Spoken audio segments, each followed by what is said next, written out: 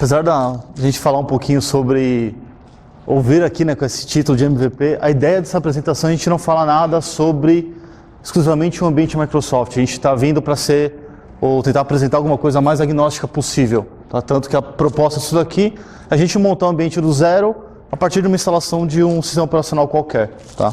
Aí, por uma questão aí de conhecimento meu, vou fazer em cima de Windows, mas fique à vontade para replicar onde vocês quiserem, porque a facilidade o processo vai ser basicamente o mesmo em qualquer um dos cenários. Ok?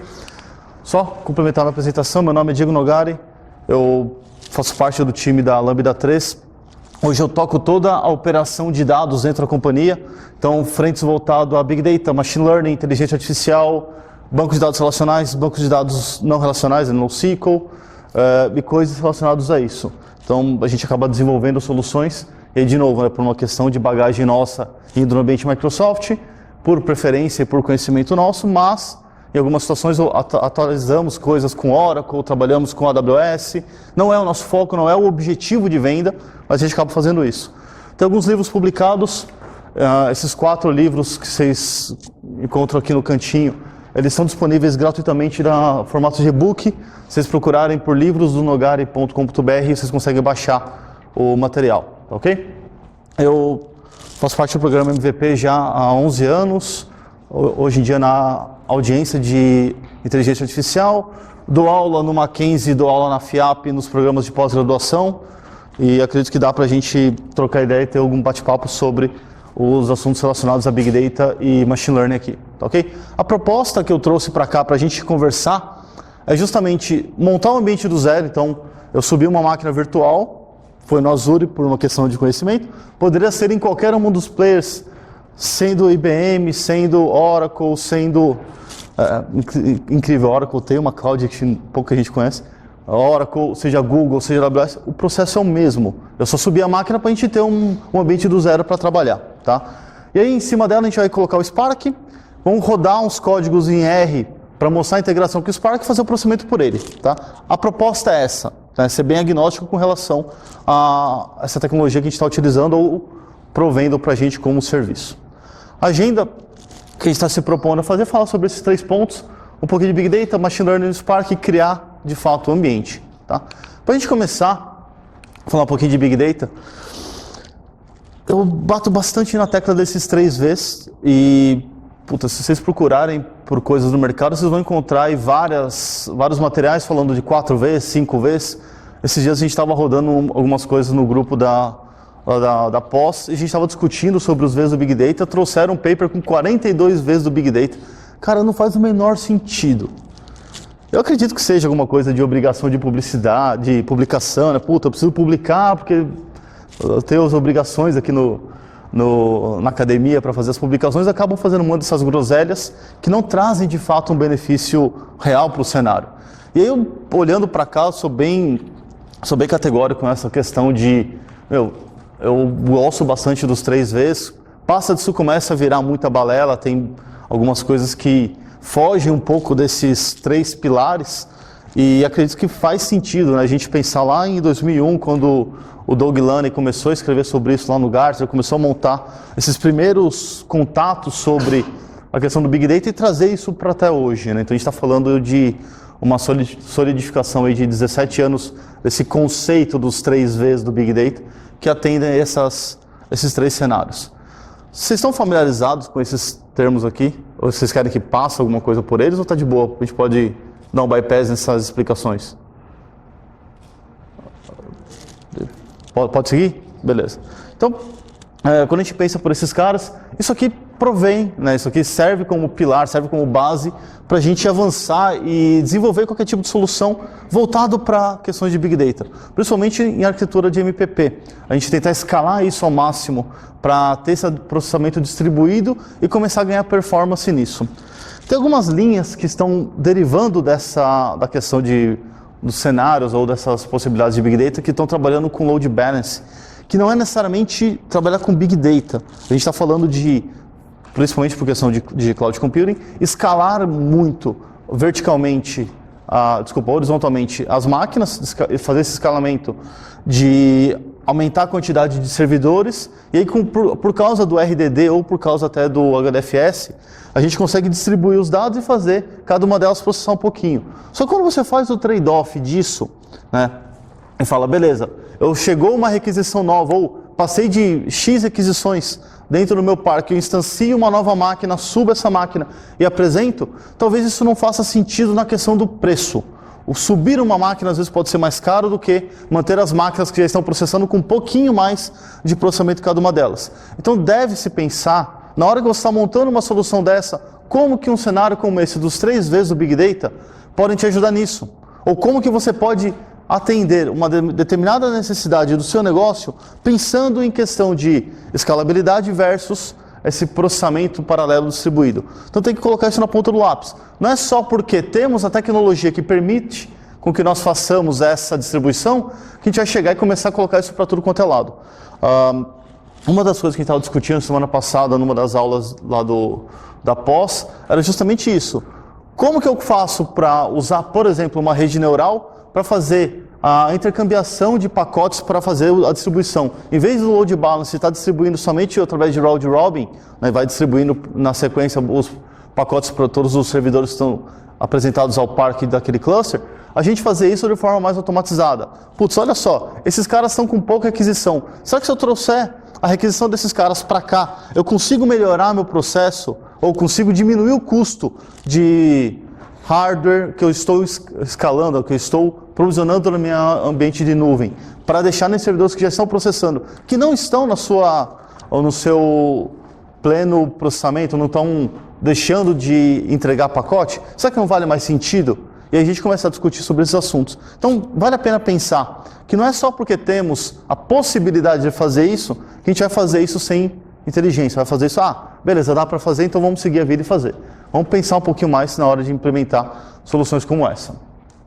E aí quando a gente pensa em plataformas dessa de cloud computing, e você tem as possibilidades de usar serviços para trabalhar com isso, a gente tem que pensar em que tipo de solução, ou qual que é o tipo de abordagem que a gente vai buscar para poder solucionar certos problemas. Então aqui eu tenho 3 ideias que a gente pode trabalhar em ambientes de cloud computing. Processo de IaaS, Infrastructure as a Service, onde eu vou instanciar, que é o exemplo que a gente vai montar aqui hoje. Eu vou subir uma máquina virtual e vou fazer a instalação do zero. Eu vou me preocupar com tudo. Instalação de patch de segurança, instalação do ambiente, antivírus, proteção, tudo. Eu preciso me preocupar com isso. É o cenário que eu tenho mais flexibilidade, mas é o cenário que me dá mais trabalho. Ele me dá mais flexibilidade para eu fazer o que eu quero, só que eu tenho que fazer tudo na mão. Então, talvez uma dessas a gente consiga, em alguns determinados cenários, usá-la, outros cenários a gente precisa pensar como que nós vamos montar esse tipo de abordagem. Tá?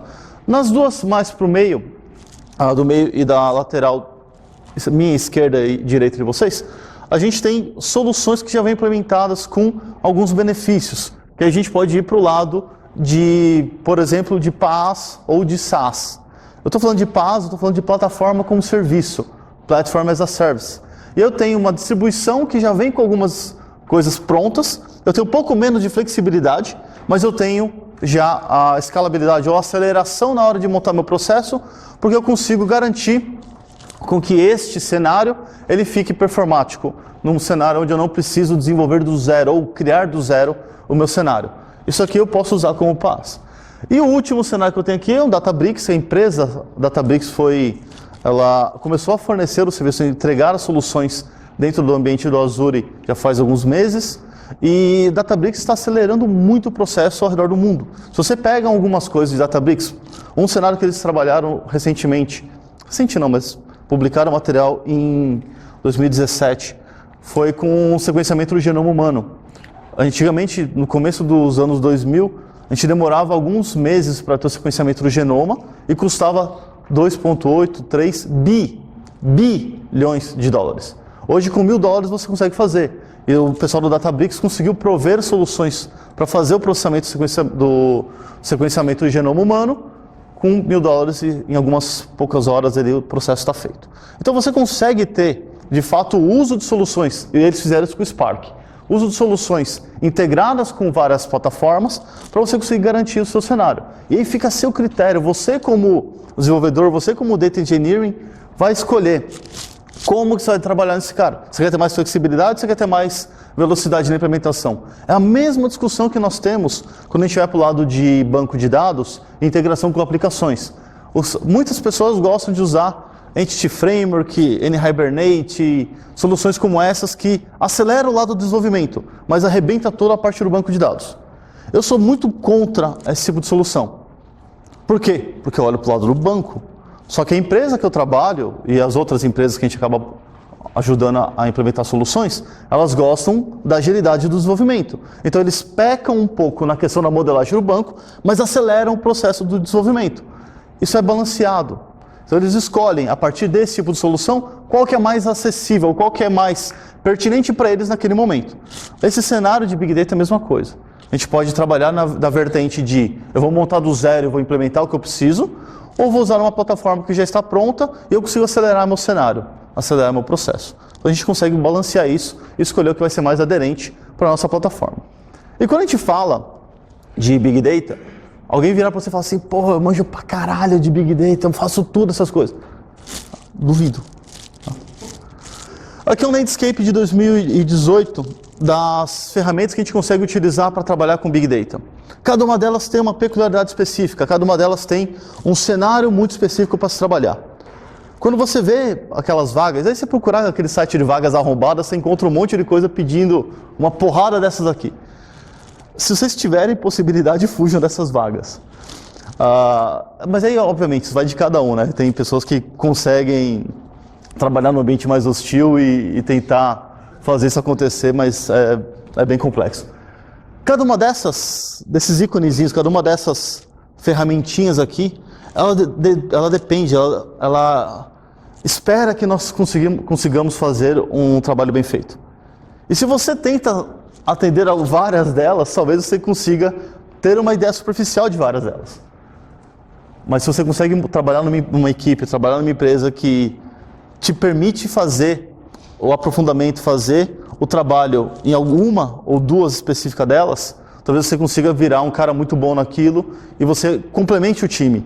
Você integre o time para fazer cada um deles, as necessidades de cada um dos projetos, mas todo mundo trabalhando em conjunto, chegando num cenário que você consiga atender pelo menos uma das caixinhas aqui que estão delimitando essas ferramentas. Então, isso aqui é muita coisa. Se vocês procurarem por Big Data Landscape 2018, vocês vão achar esse tipo de imagem, vocês vão ver o tanto de coisa para trabalhar ali dentro. Então a gente tem que pensar só para tomar cuidado, para não se dar ao luxo de, não, beleza, eu manjo tudo de Big Data. Não, cara, vamos lá, vamos pôr o pé no chão. Talvez você manje muito de uma dessas, pouquinhas, pelo visto. Tá? Bom, falando de Spark em específico, o Spark está moldado em 4 pilares, são esses 4 pilares aqui. Spark SQL, a parte de movimentação de dados e transações, a parte de streaming, a parte de graph, que não é gráfico, é grafos, e a parte de machine learning. O que nós vamos falar aqui um pouquinho vai ser a parte de machine learning, tá? E aí quando você começa a olhar para o Spark, em contrapartida de olhar para o Hadoop, né? Puta, por que eu vou escolher o Spark e não o Hadoop? Por N motivos. A gente tem integração nativa com o Java, integração nativa com Scala, com Python, uso R, que é o que eu vou mostrar daqui a pouquinho, através de R Markdown, ou de alguma outra integração do R para acessar os servidores do Spark. Isso acelera muito o processo. Quando eu vou para o Hadoop, eu preciso programar em cada uma das ferramentas que ele vai ter integração do Hadoop com ela. Então, por exemplo, eu quero fazer ambiente de machine learning. Eu vou ter que trabalhar com uma Mahout, que eu vou ter a linguagem do Mahout para fazer aqueles processos. Se eu quero trabalhar com HBase, né, o HBase, eu tenho uma forma de trabalhar com HBase que é diferente da forma de trabalhar com Mahout. Se eu vou trabalhar com Hive, eu tenho uma forma diferente para trabalhar com Hive, que ela difere do Pig, do Mahout, do Zookeeper, difere de todos esses caras. Por quê? Porque são ferramentas, são APIs que ficam orbitando o motor do Hadoop. Quando eu estou falando de Spark, eu tenho um motor que eu tenho essas funcionalidades. Eu pego essas funcionalidades e implemento isso em Python, em Java, em R, em Scala, e eu consigo ter esse tipo de coisa, né? Então, a gente garante um pouco mais de flexibilidade por causa disso. Aqui tem algumas formas de a gente trabalhar com Spark. Então, eu tenho as ferramentas de integração com aquilo, muito comum a gente usar o Jupyter, ou o Jupyter, sei lá como que vocês estão acostumados a ouvi-lo.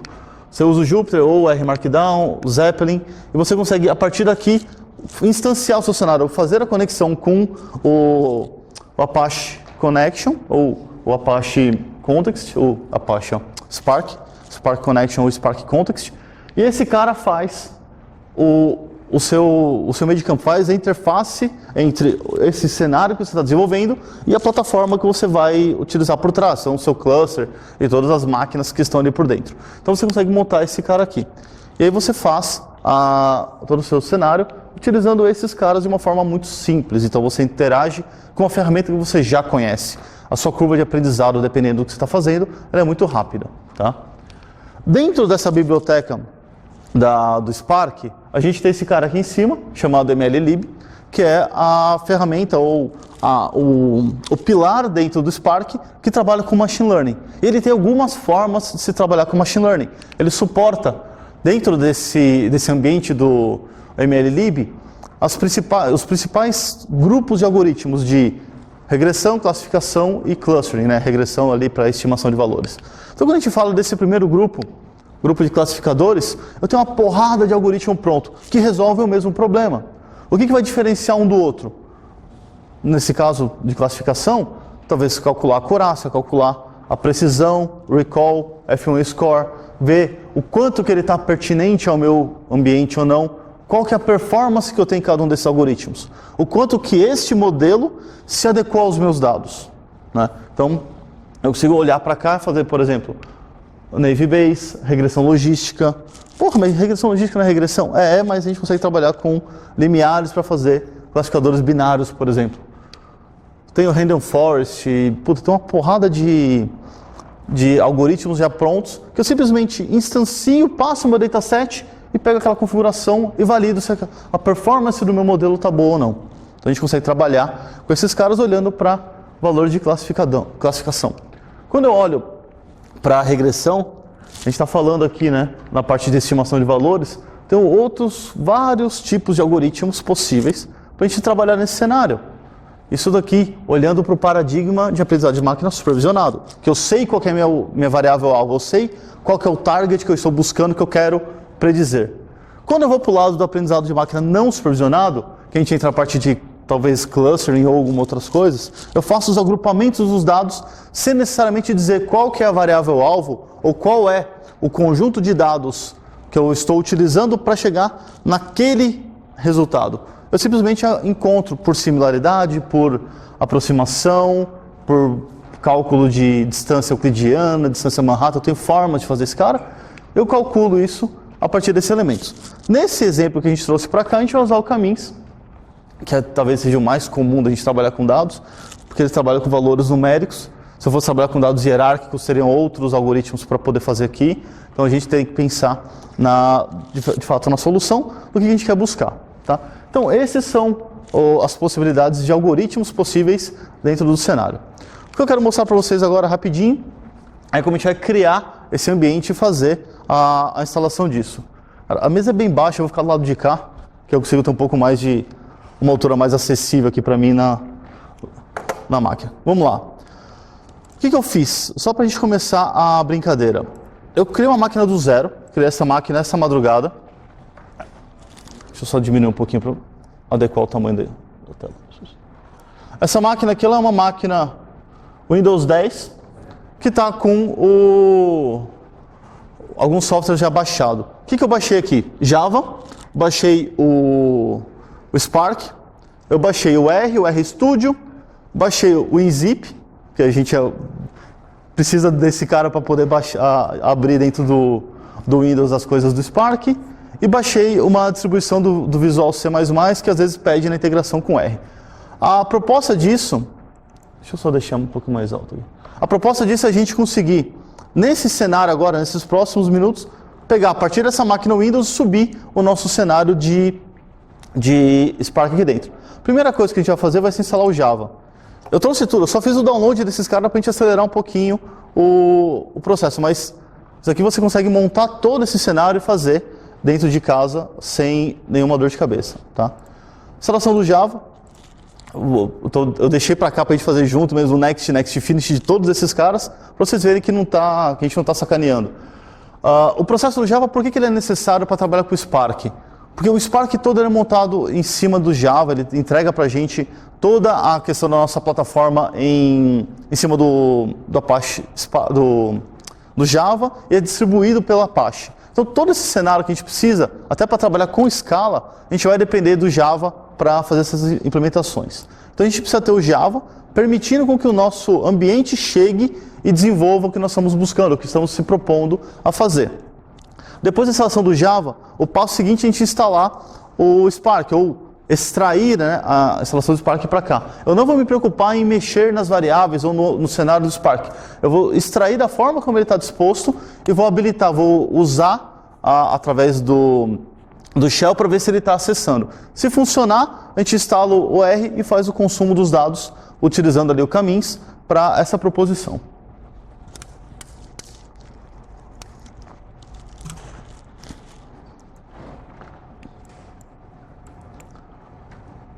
Ele terminou. Beleza, Java foi. Sei lá, o WinRAR. Alguém que já comprou licença do WinRAR?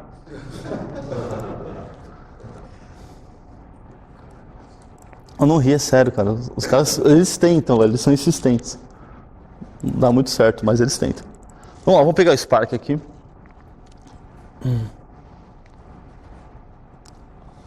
Alguém quer comprar? Tá pedindo de novo.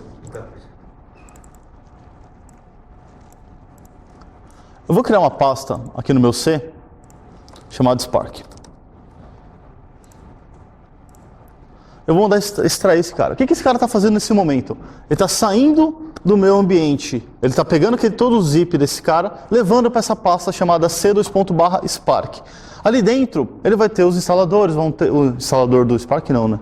Eles vão ter os binários, né, os pontos de AR, os pontos de execução desse cara, e tem inclusive um processo de integração com R, que usava no passado uma biblioteca do Spark, do R, chamada SparkR, que era o meu processo para trabalhar com R. Essa biblioteca SparkR, deixa eu só diminuir aqui para aumentar o zoom para vocês.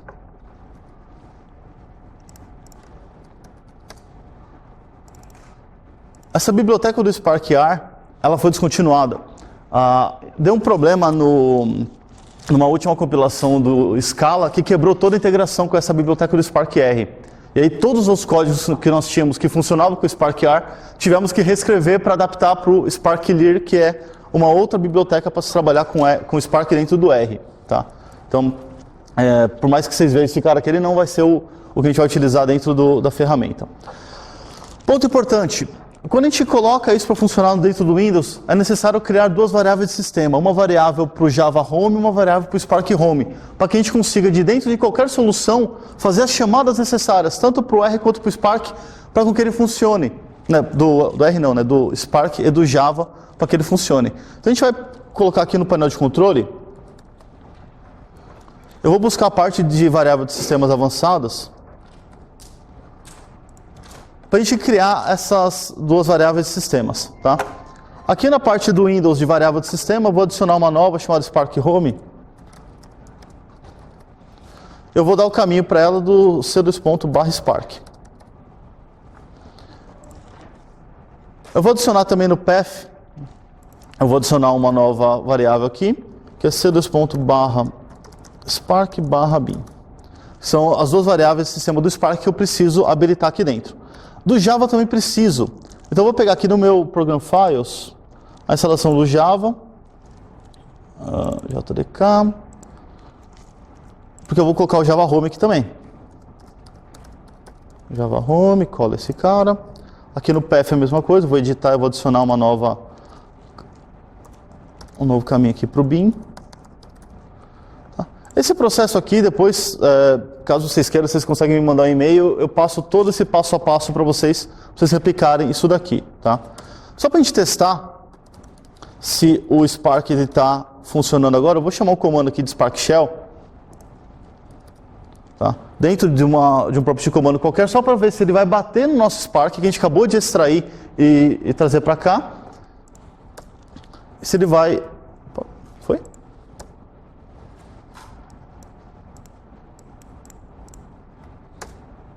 Eita.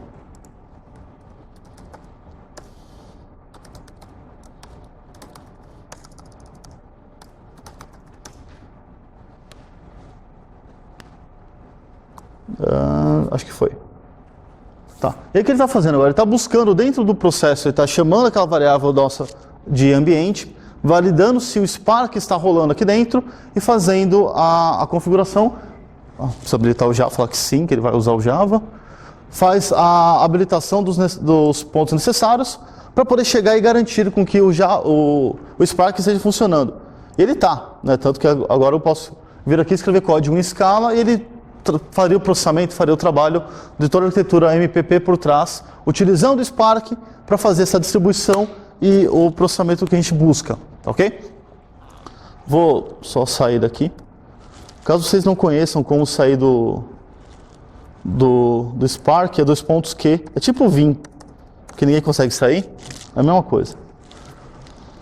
Bom, beleza, garantimos que a máquina subiu, instalamos o Java, instalamos o Spark. Agora preciso integrar isso aqui com alguma ferramenta. Podia ser qualquer uma daquelas que eu mostrei lá atrás. O Jupyter, o Jupyter, o R Markdown, o Zeppelin, eu tenho outras formas de fazer isso. Nesse caso eu vou instalar o R, que é uma ferramenta do qual eu conheço bastante, trabalho bastante com isso aqui, tanto na academia quanto na Lambda 3, e a gente consegue daqui integrar a solução para garantir que o que nós estamos instalando ou fazendo, ele está de fato integrando isso com o Spark. Só que tem uma coisa, uma peculiaridade que eu preciso fazer dentro aqui dessa instalação. Depois que eu instalo o meu R, eu falo para ele, beleza, o Spark está funcionando num cenário, nessa máquina, nesse cluster, um cluster de uma máquina só, mas nesse cara aqui, ele está apontando para um ambiente do Spark, né, o meu R está apontando para o ambiente do Spark, e eu preciso fazer a instalação do Spark por dentro do R. Eu fiz a instalação do Spark para o ambiente. Agora eu preciso garantir que as variáveis internas do R estão acessando o meu cenário do Spark e eu preciso reinstalar o Spark. É meio orelhada, mas a gente precisa fazer isso, tá? Mas não é nada impossível de ser feito, é super tranquilo. A gente vai avançando aqui a instalação do RStudio, eu vou falando sobre isso. Então, na hora que ele começa a instalar o Spark, eu vou falar para ele, olha, você vai dar um install Spark desta versão, ele vai até os servidores do Spark, lá da Apache Foundation, baixa os binários, faz a extração, instala e me entrega falando, beleza, funcionou, tá instalado. E aí eu posso fazer o resto do meu processamento. Ele demora alguns instantes para fazer isso, porque ele vai fazer o download da ferramenta. Apesar de eu estar na nuvem e a conexão ser super rápida, ele ainda demora alguns instantes para fazer esse cara acontecer. E outra coisa que acaba precisando aqui, ele tem que instalar, num determinado momento, o instalador, essa distribuição do C++ da Microsoft. Não sei porquê, tem hora que ele pede, tem hora que ele não pede. Eu já fiz alguns cenários onde ele não pediu, talvez tenha sido alguma atualização do sistema operacional que permitia com que eu não precisasse reinstalar esse cara, mas em outros momentos ele precisa dessa instalação do Visual C++ 2010. Não sei explicar o porquê, ok? Vamos lá. Aqui no RStudio eu tenho já a minha ferramenta de desenvolvimento, minha IDE. Essa IDE ela é super tranquila para quem está acostumado a trabalhar com processamento de... Só aumentar a fonte. Para quem está acostumado a trabalhar com programação estatística, ela é bem fácil, ela é bem intuitiva para a gente trabalhar com isso. Então a gente consegue fazer por aqui essa aplicação. Eu vou só copiar o código para a gente não ter que reescrever tudo aqui. Tem meia dúzia de linhas, super pequenininho. Mas eu vou falando com vocês o que a gente vai fazer.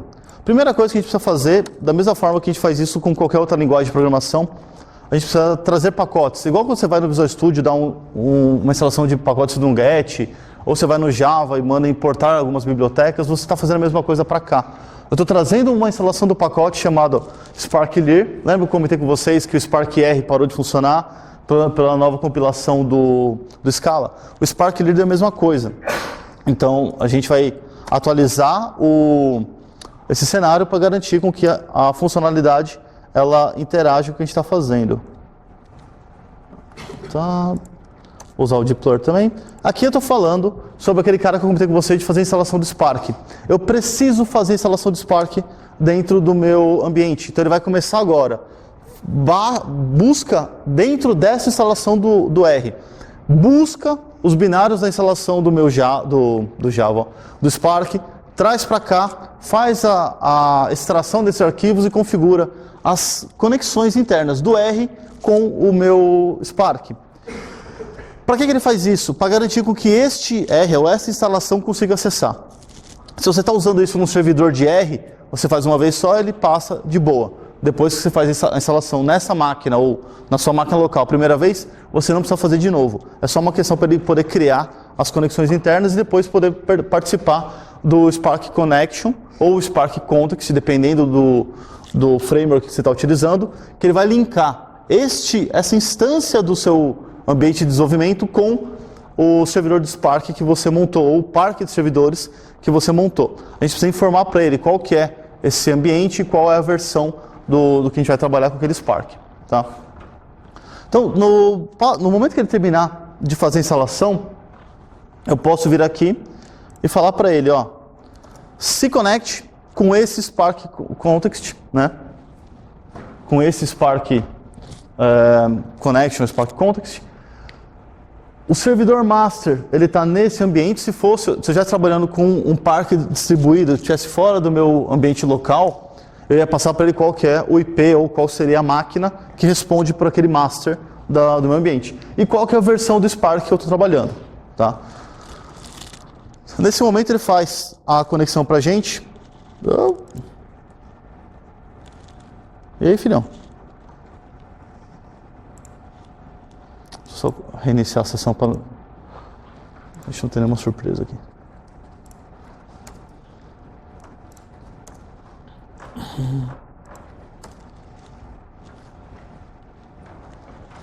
Está instalado o Java, meu amigo.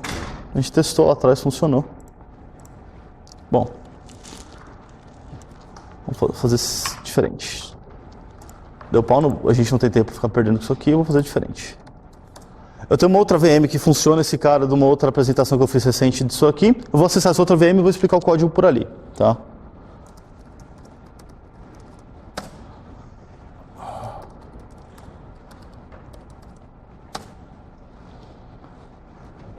Pra gente não perder tempo e ficar tentando fazer o troubleshoot nesse cenário. Virtual Machines.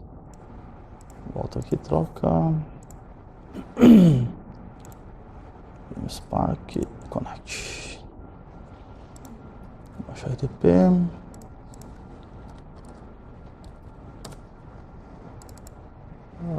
Acesso ambiente. Aqui.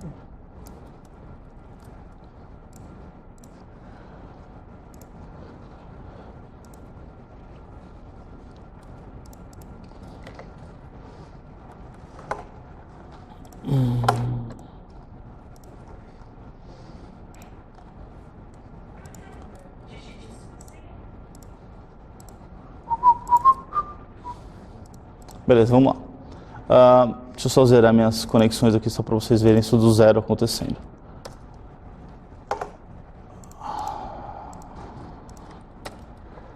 Vou carregar aquele ambiente do Spark, vou carregar o meu pacote do deploy, fiz a instalação já. Vou fazer esse Spark Connect aqui. Esse Spark Connect, se vocês repararem, deixa eu só mudar aqui, para a gente aumentar o zoom. Ele está criando aqui em cima, nessa área de conexão, esse meu elemento, essa é a minha conexão para este ambiente ou para esse cenário. A partir do momento que ele fizer essa conexão, eu já consigo trabalhar, por exemplo, com este bloco de código que vai mandar informação do meu ambiente local. Eu estou fazendo uma cópia dos dados de um determinado conjunto de dados que eu trouxe para cá, que é uma base pequena, tem 150 linhas, que é essa base do Iris, que é super comum de quem trabalha com Machine Learning já estudar coisas em cima dela. Ele está mandando esse cara para dentro do meu Spark Connect ou do meu Spark Context, dependendo do framework que a gente está utilizando para interagir com o Spark. Nesse momento que ele faz esse copy-to, ele pega esse cara e manda para dentro do servidor do Spark. Ele não vai processar mais local, né? Local que eu digo na máquina. Ele vai processar lá no servidor do Spark. Ao fazer isso, a gente consegue usar aquelas nossas bibliotecas ou aquelas nossas funções de trabalhar com Machine Learning dentro do Spark. Essa aqui, essa ML Camins, ela é pertinente daquele pacote Spark Lear. Se a gente olhar os detalhes desse cara, volta o zoom. O ML Camins faz parte desse cara do Spark Lear. Esse cara do Spark Lear, né, esse pacote Spark Lear, ele só vai funcionar se ele tiver o Spark Context funcionando, conectado e apontando para aquele servidor. Então a gente consegue montar a partir daqui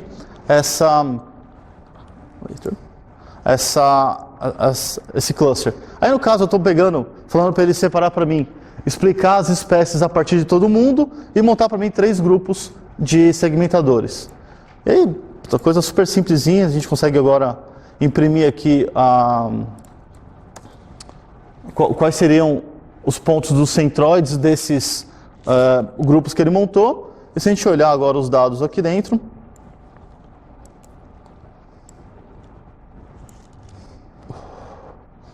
eu consigo mostrar que ele usou o processo por trás do Spark para criar os clusters, né, de cada um desses 3 blocos de coisa baseado na espécie, usando a espécie para poder responder a partir das características dos 3 tipos de plantas que nós temos, tá? Das 3 espécies de plantas, a partir dessas características dela.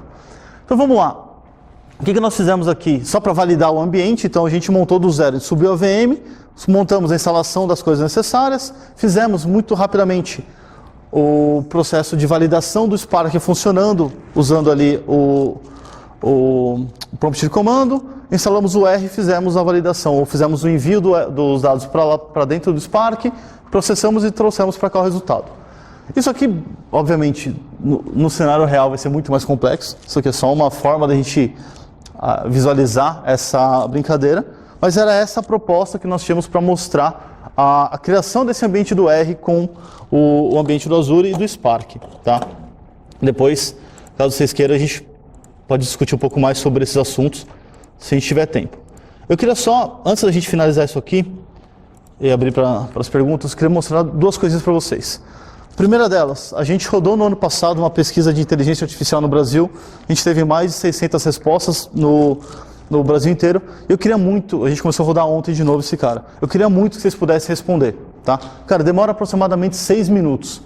bit.ly/pesquisa IA, com P maiúsculo e A maiúsculo, e espero que esse QR Code aqui também esteja funcionando, para a gente poder responder esse cara. É um formulário do Google, tem meia dúzia de perguntas ali, super rapidinho. A gente acaba com esse formulário aberto até o final de novembro. Se vocês puderem, por favor, compartilhem isso aqui com o grupo de vocês, compartilhem com os seus colegas de trabalho, o pessoal da empresa, enfim, para a gente poder ter o máximo de respostas possíveis, para a gente pluralizar o máximo, deixar o mais genérico possível essas respostas, tá? Segundo ponto que eu queria passar para vocês, estamos contratando. Lá na Lambda 3 temos vagas para algumas áreas.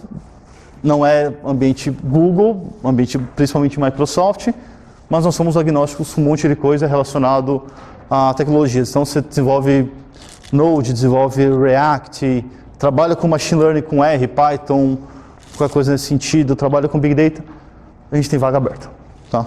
As vagas de dados para trabalhar no meu time, as outras vagas para trabalhar no time dos outros caras que trabalham conosco lá na empresa, beleza?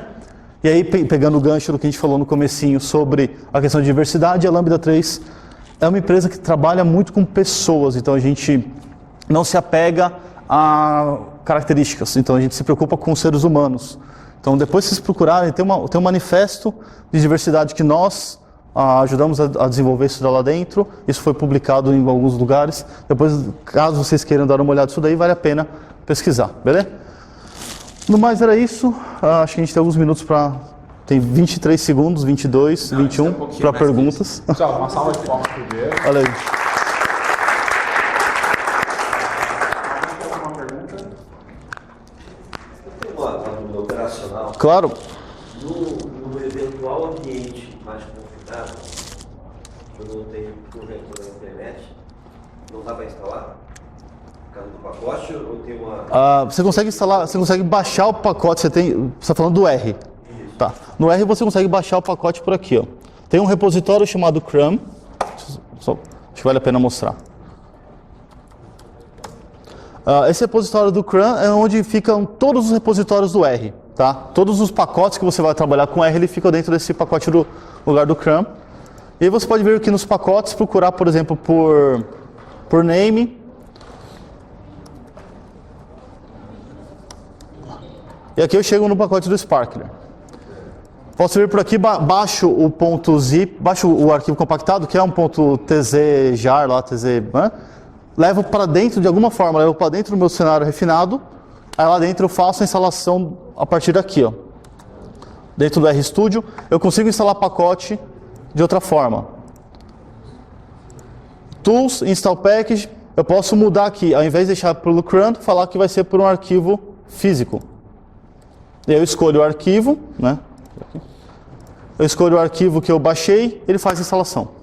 Tá? Então você não precisa necessariamente ter a internet para isso, vai precisar do serviço. Aí para instalar o Spark, como ele precisa daquela conexão específica do Spark, talvez você tenha que fazer alguma gambiarra não, fazer um workaround ali para fazer aquele cara funcionar. Nunca tentei fazer a instalação de pacote já, instalar o Spark pelo instalador que está na máquina, em vez de mandar ele buscar no repositório, eu nunca tentei. Eu não sei nem se é possível, eu nunca tentei. Isso que resolve talvez seu problema? Talvez uma parte. Legal. Pessoal, devido ao horário do evento, eu pedi que quem tiver mais perguntas encontrar com o Diego ao longo do evento. Também no site do nosso evento tem as redes sociais do Diego, então também é só entrar em contato com ele, tá bom? Mais uma salva de palmas. Valeu, pessoal. Obrigado.